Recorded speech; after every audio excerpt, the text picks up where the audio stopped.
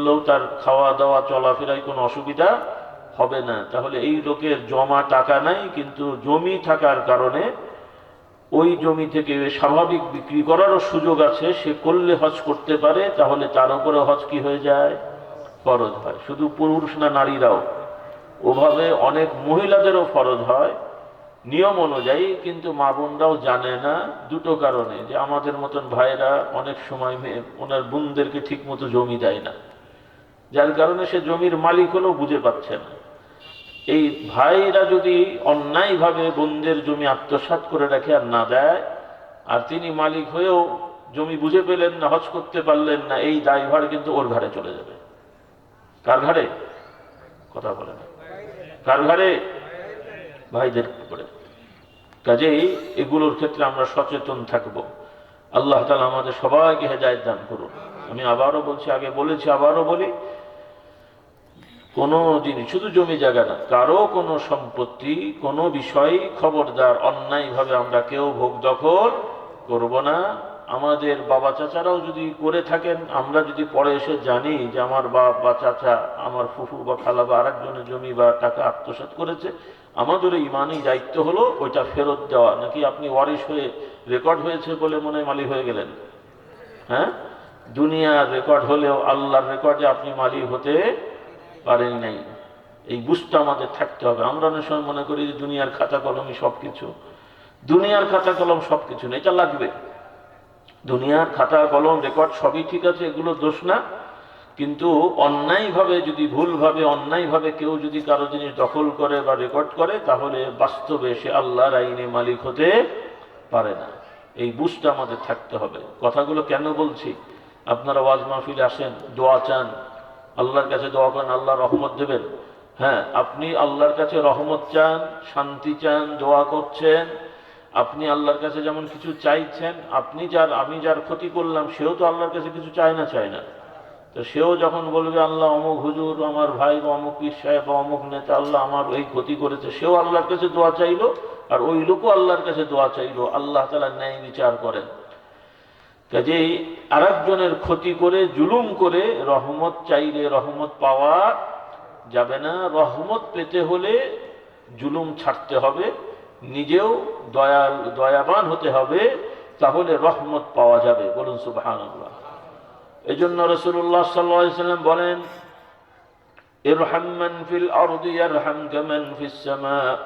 তোমরা দুনিয়াওয়ালাদের প্রতি করুণা করো, দয়া করো, আসমানওয়ালা তোমাদের প্রতি দয়া করবেন। অর্থাৎ মানুষদের প্রতি যারা দয়া করবে, মানুষদের প্রতি যারা দয়া করবে, করুণা করবে, আল্লাহ তাআলাও তাদের প্রতি দয়া করবেন, করুণা করবেন। সুবহানাল্লাহ। এই জন্য আমার ভাইরা, আসুন জীবনটাকে একটু পরিবর্তন করি। জুমার দিন আগে আগে মসজিদে যাই, কোরআন থেকে কিছু কিছু নিয়ম আমরা শিখতে থাকি। আর একদিকে তো হলো এই সওয়াব, মানে এই নিয়ামতটা আমরা পাবো, আর একদিকে রাসূলুল্লাহ সাল্লাল্লাহু আলাইহি ওয়াসাল্লাম আমাদের উৎসাহ দেন, যে ব্যক্তি জুমার দিনে আগে আগে মসজিদে যাবে, আল্লাহ তাআলা তার আমল নামায় পূর্ণাঙ্গ একটা, আল্লাহ তাআলা তার আমল নামায় একটা উট দান করার সওয়াব দান করবে। কি দান করা? একটা উটের দাম মিনিমাম কত হতে পারে ধারণা আছে আপনাদের? আপনাদের দেশে মোটামুটি একটা মিডিয়াম সাইজ, মধ্যম সাইজের একটা গরু কত দাম হয়? কত হবে? 1.5 লাখ। 1.5 লাখ, হ্যাঁ। দেশি হলে 1.5 লাখ, আর বিদেশি হলে যেটাই হোক, 1.5 থেকে 2.5 লক্ষ টাকা একটা গরু ধরে নেন আর কি। মানে আরব দেশে তো গরুও ছিল, তবে উটটা দামি জিনিস। আমাদের যেমন গরু মহিষ দামি জিনিস, ওখানে উটটা দামি জিনিস। তো রাসূলুল্লাহ সাল্লাল্লাহু আলাইহি ওয়াসাল্লাম উদাহরণ দিলেন। তাহলে প্রতি সপ্তাহে 2 লক্ষ টাকা দান করা কি সহজ কাজ নাকি? কিন্তু আপনি এই জুমার দিনে আগে আগে গেলে এই পরিমাণ সওয়াব আপনার আমলনামায় হয়ে গেল, কিয়ামতে আপনি পাবেন। সুবহানাল্লাহ বললেন না? খুব কঠিন কাজ, বরং সহজ। আর আজকাল তো আরো সহজ, কারণ অধিকাংশ মসজিদে ফ্যান আছে। গরমকালে যে ফ্যানে বসতে পারবে, শীতকালে কার্পেট দেওয়া থাকে, আরামে বসা যায়। আগের মতন তো কষ্ট না। এখন বরং ঘরের থেকে মসজিদে বসে থাকলে আরাম বেশি। কি বলে? আরেকটা বুদ্ধি হলো, বিদ্যুতের বিল যেভাবে বেড়েছে, 1 ঘন্টা মসজিদে থাকলেও ফিরি বাতাস পাবেন। কি বলে? তাহলে আগে আগে মসজিদে যাব ইনশাআল্লাহ। বলেন আল্লাহ তাআলা আমাদের তৌফিক দেন, বলুন আল্লাহুম্মা আমিন। আর দু তিনটা আমল বলে শেষ করে দিচ্ছি। আর একটা ছোট্ট আমল আপনারা চাইলে প্রতিদিনই পারবেন ইনশাআল্লাহ। আমলটার মূল্য প্রায় 7-8 লক্ষ টাকা, বলুন সুবহানাল্লাহ। কম করে হলো মানে 7-8, যদি আপনারা কেউ সুযোগ পান যে প্রতিদিন 1.5-2 ঘন্টা ব্যয় করলে সকালে 7-8 লক্ষ টাকা পাওয়া যাবে, কে করবে না বলেন?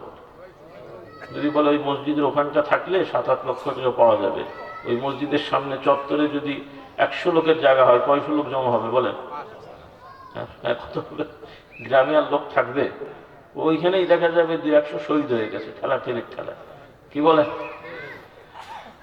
টাকার জন্য সবাই মরে, দেখেন না, ক্ষমতার জন্য সব মারামারি। আসলে তো সেবা করবো, সেবা টেবা করে সব মুখের বলি, আসল কথা বসতে পারলে সাইজ করবো আর কি। এই জন্য সব ওখানে ব্যস্ত। আল্লাহ হেদায়েত দান করো। তো যাই হোক, তো আমরা আসলে দুনিয়া টাকা পয়সাকে বেশি ভালোবাসি। এটা টাকা লাগবে ঠিক আছে, কিন্তু লোভ করা যাবে না। আর আখিরাতের সঞ্চয়টা হলো সব থেকে বড়, বলুন সুবহানাল্লাহ। কোরআন পাকে আল্লাহ তাআলা বলেন, আল মালু ওয়াল বানুন জিনাতুল হায়াতিদ দুনিয়া ওয়াল বাকিয়াতুস সালিহাতু খায়রুন ইনদা রাব্বিকা সাওয়াবান ওয়া খায়রুন আমালা। আল্লাহ তাআলা আমাদের শিক্ষা দেন, তোমাদের এই দুনিয়ার সম্পদ, সন্তান, এগুলো হচ্ছে দুনিয়ার হায়াতের জীবনের সাজসজ্জা, অলংকার, সৌন্দর্যতা। উদাহরণস্বরূপ এই যে আপনার উপরে শামিয়ানা লাগানো আছে, কিছু ঝালট লাগানো আছে সুন্দর করা, এটা না থাকলে কি এটা হতো না? শামিয়ানা দেখতে একটু ভালো লাগে, আবার কালার করা হয়েছে, এক কালারও তো সমস্যা হতো না, হতো সুন্দর না হলেও চলে, হলে একটু সুন্দর লাগে। তো আমাদের বাড়ি ঘর সম্পদ, এগুলো আমাদের একটা সৌন্দর্যতা, জীবনের সাজসজ্জা, এগুলো আমাদের প্রকৃত সম্পদ না। মরে গেলে এই বাড়িতে আপনাকে রাখবে? ব্যাংকের টাকা আপনার উঠাতে পারবেন? জমি আপনার হবে? হ্যাঁ, যত জমিওয়ালার মালিক হন, চোখ দুটো বন্ধ হওয়ার সাথে সাথে অন্যরা ওয়ারিশ হয়ে গেছে, তারা আপনার নাম কাটবে, তাদের নাম জারি করবে, মিউটেশন। হ্যাঁ, ব্যাংকে টাকা জমার সময়, অ্যাকাউন্ট খোলার সময় ফরমে নমিনি লিখতে হয়, মানে হলো ব্যাংকওয়ালা আপনাকে টাকা রাখতে গেছেন আপনার জন্য, সোজা বাংলা না বলে একটু ঘুরিয়ে বলে নমিনি দেন। বাংলাটা কি যে হয়, আপনি তো টাকা রেখে যাচ্ছেন, যে কোনো মুহূর্তে মরবেন, মরলে কাকে দেবো বলে দেন, তাই নয় কি? কি মুশকিল, টাকা রাখতে গেছে আমি, আমাকে বলে কিনা আপনি মরলে কাকে দেবো বলেন, এটাই তো সিস্টেম। বোঝেন এবার? আল্লাহু আকবার। তো রাখেন, দোষ নেই, তবে সুদী ব্যাংকে রেখে ইন্টারেস্ট নেওয়া যাবে না। আর যদি কোনো ইসলামী শরিয়া মোতাবেক না হয়, হেফাজতের জন্য রাখতে পারেন, ইন্টারেস্ট তুলে খাবেন না, ব্যবহার করবেন না, ওগুলো তুলে এমনি গরিব অসহায়কে এমনি দিয়ে দেবেন, সওয়াবের নিয়ত করা যাবে না। এটা হলো মাসলা, মানে ব্যাংকে টাকা রেখে সুদ ইন্টারেস্ট তুলে খাওয়া, ব্যবহার করা যাবে না, এটা কঠিন অপরাধ। আল্লাহ তাআলা আমাদের হেদায়েত দান করুন, বলুন আল্লাহুম্মা আমিন। তাহলে এই দুনিয়ার এগুলো সাজসজ্জা, আসল সম্পদ হলো এই যে সময়টাই যে আপনারা এখানে বসে আছেন, মসজিদে বসে থাকেন, ওয়াজ শোনেন, কোরআন পড়েন, জিকির করেন, তাসবিহ তাহলিল পড়েন, হালাল উপার্জন করেন, এগুলো হচ্ছে আপনার সঞ্চয়, বলুন সুবহানাল্লাহ। ওয়াল বাকিয়াতুস সালিহাত, যেগুলো ধৈর্যের সহিত আখিরাতে পাবেন এই আশা করে করছেন, বসে বসে আধা ঘন্টা জিকির করলেন, 1 ঘন্টা কোরআন পড়লেন, অন্যান্য তাসবিহ তাহলিল পড়লেন, এগুলো আখিরাতের জন্য সঞ্চয় হয়ে যাবে, বলুন সুবহানাল্লাহ। সেইগুলো হচ্ছে আমাদের বড় সম্পদ। তার মধ্যে একটা হলো রাসূলুল্লাহ সাল্লাল্লাহু আলাইহি ওয়াসাল্লাম শিক্ষা দেন, তিনি বলেন যে ব্যক্তি ফজরের নামাজ জামাতে পড়বে, এরপরে ওই জায়গাতেই মসজিদে বসে থেকে জিকির আজকার করবে। ফজরের নামাজ মসজিদে পড়লেন, ওই জায়গায় বসে থাকেন, ইস্তেগফার পড়েন, সূরা ইখলাস, ফালাক, দুরূদ, কলেমা শরীফ, তাসবিহ তাহলিল, লা ইলাহা ইল্লাল্লাহ, সুবহানাল্লাহ, আলহামদুলিল্লাহ, আল্লাহু আকবার, এরপরে দরুদ সালাম, এভাবে পড়তে পড়তে সূর্য ওঠা শুরু করলো। সূর্য ওঠা শুরু থেকে নিয়ে মোটামুটি 20 মিনিট 20 মিনিট যাওয়ার পরে এরপরে আপনি 2 রাকাত, পারলে 4 রাকাত, পারলে 6 রাকাত, 2 থেকে শুরু করে যতটুক পারেন, শুধু 2 পড়লেও হবে, মোটামুটি এই 2, 4, 6 রাকাত নামাজ পড়লেন, রাসূলুল্লাহ সাল্লাল্লাহু আলাইহি ওয়াসাল্লাম সুসংবাদ দেন এই আমলের ওসিলায় আল্লাহ তাআলা ওই ব্যক্তির আমল নামায় পূর্ণাঙ্গ একটা হজ এবং একটা উমরা, যেটা আল্লাহ তাআলা কবুল করেছেন, এই পরিমাণে সওয়াব দান করবেন। আল্লাহু আকবার, কত বড় নিয়ামত! এটা শুধু পুরুষরা না, মহিলারাও বাড়িতে পড়লে এই সওয়াব পাবে। বলুন সুবহানাল্লাহ। মা বোনরা চিন্তা করছে আমরা বঞ্চিত হব না, আপনাদের অর্ধেক দেওয়া হবে, তাও কিন্তু বলা হয়নি। হ্যাঁ, ইবাদত বন্দিগিতে কখনোই বলা হয়নি যে পুরুষরা ইবাদত করে যে সওয়াব পায় নারীরা অর্ধেক পায়, এমন হাদিস শুনেছেন? অথবা কোনো একটা চাকরির ক্ষেত্রে, কর্মের ক্ষেত্রে, ব্যবসার ক্ষেত্রে কোথাও কি মশলা আছে যে পুরুষ 1 মণ চাল বিক্রি করে যে লাভ করবে মহিলার অর্ধেক লাভ করবে? পুরুষ চাকরি করে যা বেতন পাবে মহিলাদের অর্ধেক দেওয়া হবে? ব্যক্তিগত যোগ্যতায় কোনো কিছু পুরুষ করুক নারী করুক, সেটা পুরুষ নারী তার মানে নিয়ম অনুযায়ী সে পাবে। কিন্তু শুধুমাত্র আল্লাহ তাআলা সম্পদ বন্টন, যেহেতু এখানে দায় দায়িত্বের একটা ব্যাপার আছে, এটা অনেকে ভুল বোঝে। তারা মনে করে মহিলাদেরকে অর্ধেক দেওয়া মানে কম দেয়া, এরকম অনেকে মনে করে, অনেক পুরুষরাও মনে করে। একদল তো দিতে চায় না, আরেক দল মনে করে না, কিন্তু তারা বলে আর কি। কারণ ওই লোকও যারা বড় বড় নারী অধিকারের কথা বলে, বিভিন্ন সময় আমরা পত্র পত্রিকায় দেখি, পরে যেগুলো জানা যায় যারা এই বড় বড় কথা বলে ওরাই ওদের বউদেরকে ধরে মারধর করে। কি বুঝলেন? বাইরে বলে নারী অধিকারের কথা, আর ওদের খবর নিয়ে দেখেন বেশিরভাগ এই ধরনের লোকেরা তারা তাদের স্ত্রীদের অধিকার আদায় করে না। এই জন্য রাসূলুল্লাহ সাল্লাল্লাহু আলাইহি ওয়াসাল্লাম ভালো একটা মিটার দিয়ে দিয়েছেন পরীক্ষার। আল্লাহর নবী বলছেন তোমাদের মধ্যে ওই সমস্ত লোকেরাই ভালো যারা তাদের বউদের কাছে ভালো। স্ত্রীরা যদি বলে আমাদের স্বামী ভালো, বুঝতে হবে ভালো। কারণ অনেকে আছে বাইরে এসে ফেরেশতার মতো ঘুরে বাড়িতে সব গন্ডগোল করে। আপনার দেশে নেই মনে হয়?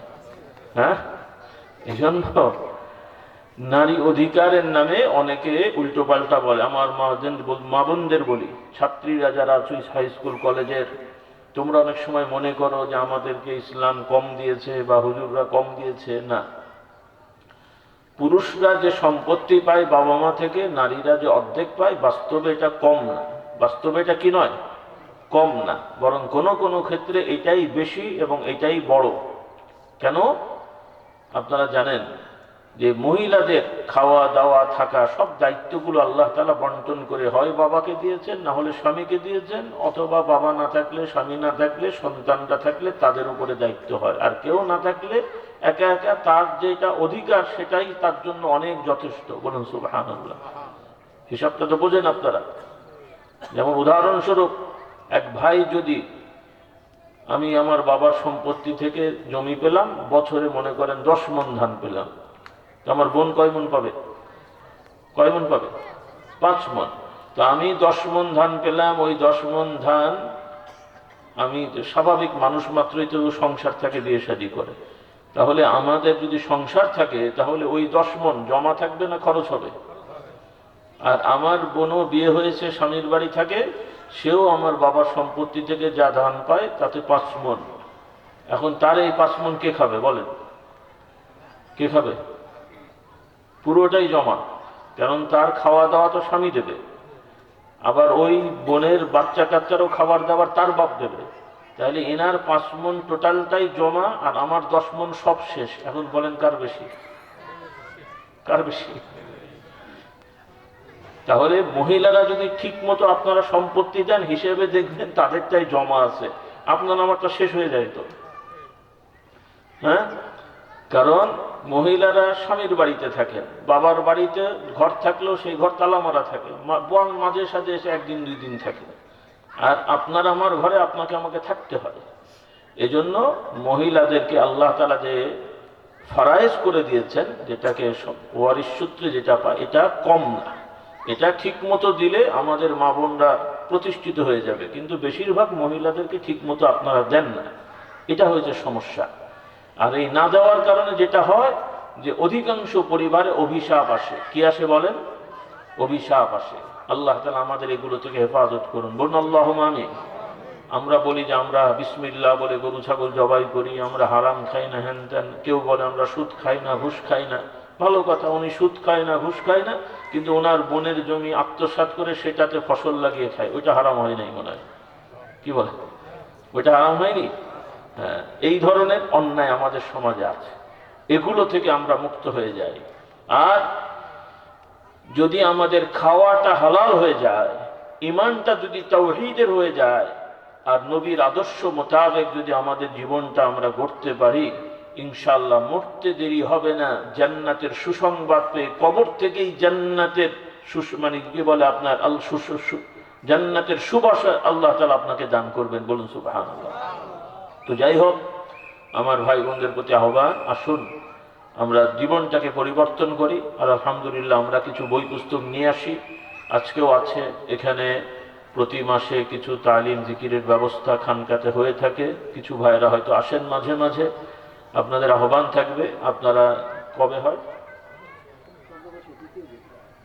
আরবি চন্দ্র মাসের দ্বিতীয় বুধবার, তারিখটা একটু জটিল, আপনারা বুঝতে পারেন? দেশের রেওয়াজ আছে তো নাকি? আচ্ছা,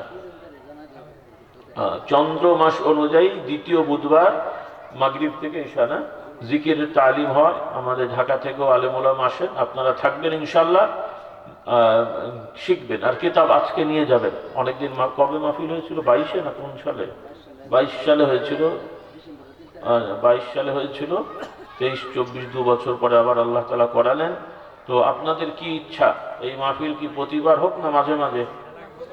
হ্যাঁ, আপনাদের সাউন্ড খুব অল্প, মনে হচ্ছে পছন্দ হয়নি। প্রতি বছর না মাঝে মাঝে? আচ্ছা, আপনারা চাইলে এবং আল্লাহ তাআলা সহজ করলে হবে ইনশাআল্লাহ। তো এবছর আপনারা এসেছেন, মাহফিল হয়েছে, আমি রাত করে কষ্ট দেব না। তো এই মাহফিলের আনুষঙ্গিক কিছু খরচ আছে, আপনারা সহযোগিতা এমনিও করেছেন।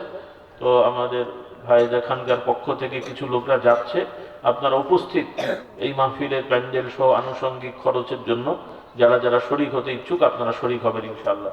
কাউকে পাঠিয়ে দেন, হ্যাঁ, 2-1জনকে পাঠিয়ে দাও। কেউ আছে? আপনি একা কেন, 2-1জনকে দেন।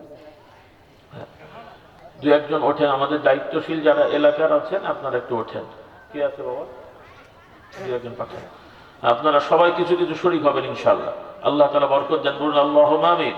সবাই আজকের এই মাহফিলের জন্য প্যান্ডেল, মাইকিং, আনুষঙ্গিক যে খরচ আছে আপনারা শরীক হবেন। ও মহিলা প্যান্ডেলেও যারা আগ্রহী, আমাদের কে মহিলা আছে কেউ না বাচ্চা ছেলে গেছে? মহিলা প্যান্ডেলেও নির্ধারিত আমাদের মহিলা আছেন, আপনারা মা বোনেরা যারা এসেছেন আপনারা তাদের কাছে সহযোগিতা করবেন। আল্লাহ তাআলা সবার দানকে কবুল করুন, বলুন আল্লাহুম্মা আমিন। সকলে একটু মহব্বতে দরুদ ও সালাম পড়ি, আল্লাহুম্মা